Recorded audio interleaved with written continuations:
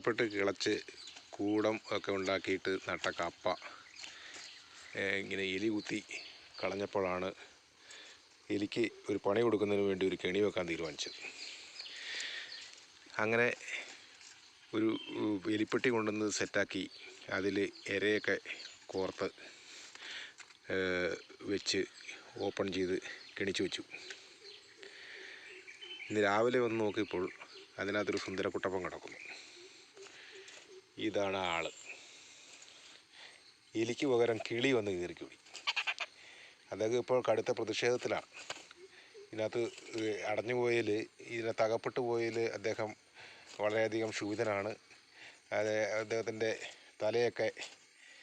തലയുടെ മുകൾ ഭാഗമൊക്കെ ചോര കാണുന്നുണ്ട്. അതിൽ കുത്തിപ്പറിച്ച് രക്ഷപ്പെടാൻ നോക്കിയിൽ ഈ എലിപ്പെട്ടിയിൽ ഇരയായിട്ട് വെച്ചിരുന്നത് ഒരു തേങ്ങാക്കൊത്താണ്.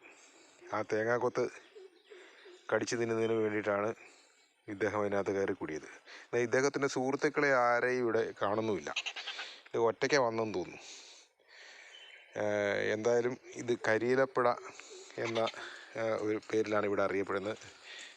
നിങ്ങളൊക്കെ എന്ത് പറയുമെന്ന് എനിക്കറിയില്ല. ഇവിടെ പറയുന്ന പേരിന് കരിയിലപ്പുഴ. ഇത് കൂട്ടമായിട്ട് സഞ്ചരിക്കുന്ന ഒരു പക്ഷിയാണ്. നമുക്ക് വലിയ ശല്യങ്ങളൊന്നുമില്ല ഇതിനെക്കൊണ്ട്. വിളകൾ നശിപ്പിക്കുകയോ അങ്ങനത്തെ കാര്യങ്ങളൊന്നും ചെയ്യില്ല. മെയിനായിട്ട് ഇത് തിന്നുന്നത് ചെതലിനെ ആയതിനാൽ കർഷകനൊരു ഉപകാരമുള്ളൊരു പക്ഷിയായിട്ടാണ് തോന്നിയിട്ടുള്ളത്. എന്തായാലും ഇദ്ദേഹത്തെ ഞാനിത് ഇപ്പോൾ തുറന്നു വിടാൻ പോവുകയാണ്.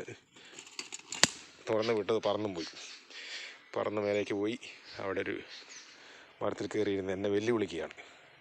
ഓക്കെ.